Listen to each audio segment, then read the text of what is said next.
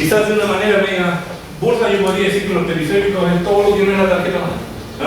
Y más o menos esos son los periféricos. ¿Qué es un periférico? Un disco duro es un periférico. Un mouse es un periférico. Un lector de CD o DVD es un periférico. El monitor,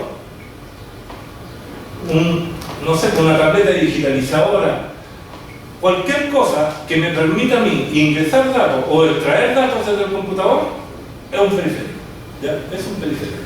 Y la característica que tiene todo periférico es que se conecta a un dispositivo de entrada salida. Luego los dispositivos de entrada salida le vamos a denominar en forma genérica la palabra controlador. ¿Ya? Controlador. En sí ese es el tema. Bien, más o menos ese es lo que quería comentarles de un computador. Yo quiero saber si alguno de ustedes tiene dudas, consultas de lo que hemos estado escuchando. ¿Hay algo que no le quedó claro? También hay algo de la zona de entrada salida, de la memoria. ¿La zona de entrada salida? Sí. Ya. ¿Sabes lo que pasa? Que en el... Mira, te voy a explicar qué es lo que es una RAM para tratar de explicarte a qué me refiero con esto. Vamos a guardar un ratito esto para poder explicar esto. Primero te voy a explicar qué es lo que es una RAM. ¿Ya? Y una RAM es un chip común y corriente, un chip monolítico, ¿ya? Que tiene un conjunto de líneas. Vamos a hacer eso mismo, ¿ya? Tiene un conjunto de líneas que son de entrada-salida, ¿ya? Y estas salidas se le denominan datos. Y tiene un conjunto de líneas que solo son de entrada, ¿ya? Y estas líneas se le denominan dirección. Y tiene otro grupo de líneas, recuerden que esto se llama RAM, o memoria en general, ¿ya?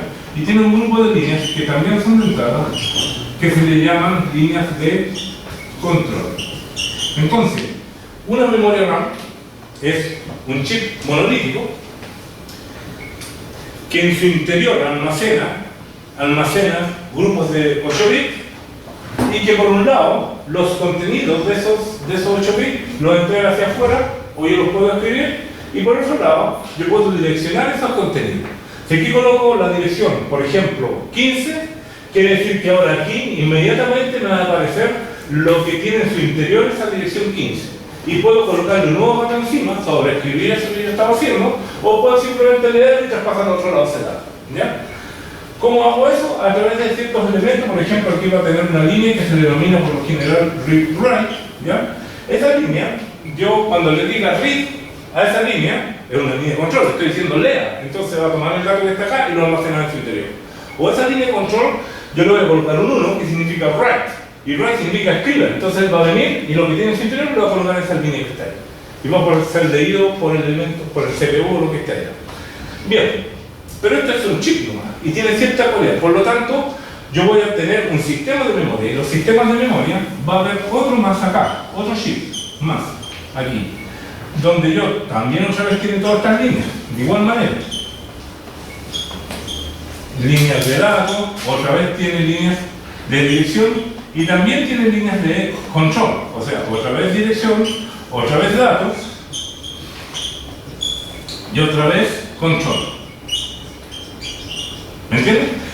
Y ese es otro chip. Y lo que se hace es simplemente unir cada una de estas líneas, unirla con otras líneas, como cada una de estas líneas de direcciones, con las diagramas de dirección, no quiero hacer muchas líneas para no rayar demasiado, cada línea de control con las otras líneas de control, ¿ya?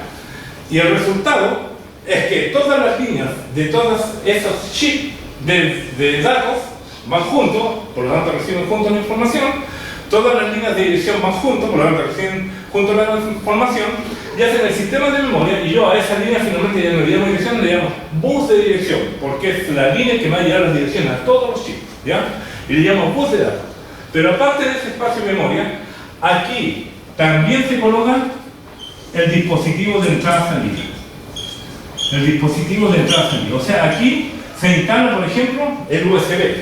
O se instala, por ejemplo, el puerto paralelo. Ahí mismo se instala. Y ese puerto también tiene líneas de entrada y de salida. También tiene líneas, ese puerto.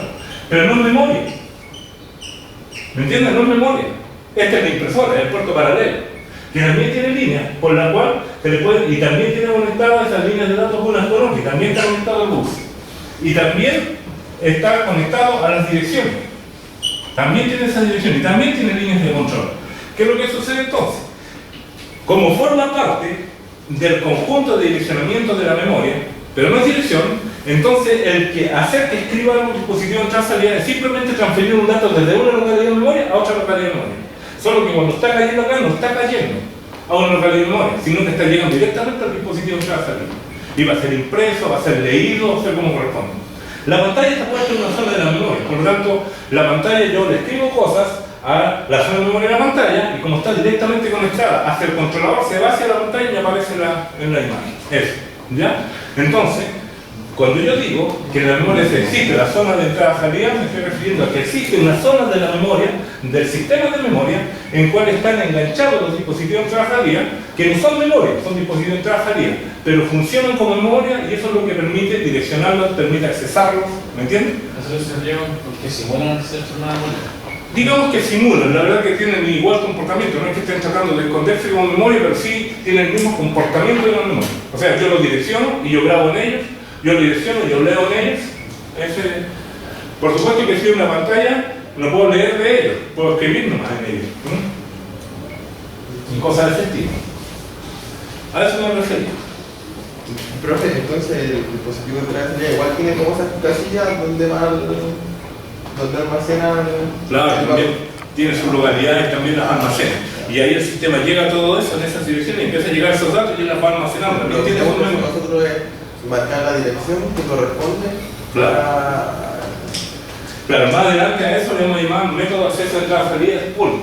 Y spooling significa direccionar, colocar una dirección y entregar un dato. O colocar una dirección y leer el dato que encuentra en esa dirección.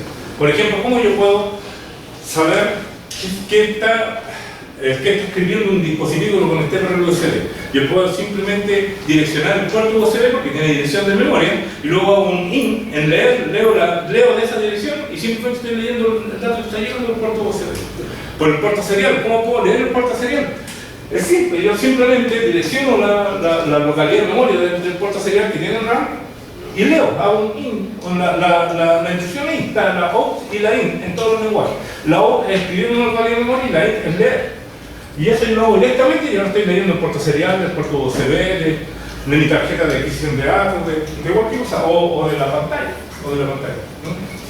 Después vamos a ver que es no muy eficiente esa forma de estar leyendo los dispositivos tras salida. Y vamos a ir entendiendo que hay otras formas. Por ejemplo, está la forma de leer otra vez interrupciones. Entonces vamos a leer lo que es una interrupción y vamos a hacer que el dispositivo que quiere ser atendido nos interrumpa. ¿Ya? Y diga, yo quiero ser atendido, si no el computador va a estar a cada rato tratando de ver si necesita datos, mejor que la tarjeta de sonido. Cuando necesite datos, le diga al computador y le interrumpe y le diga, ahora entrégame datos y ahora le entrega datos al computador. ¿Me entienden? El disco duro igual.